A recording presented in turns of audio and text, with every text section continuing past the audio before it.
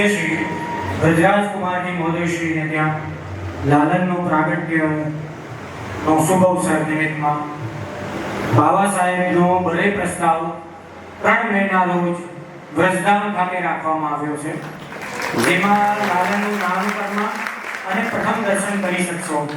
આ પ્રસ્તાવમાં પૂજ્યપાદ ગોસ્વામી શ્રી વાઘપતિ પીઠાધીશ્વર શ્રી મથુરેશ્વરજી મહારાજ શ્રી પૂજ્ય દાદાજીના ચતુર્થ પેઢી સ્વરૂપના સુવર્ણ સોપાન પણ સોનાની સુધી ચડાવવાનો પ્રસ્તાવ છે।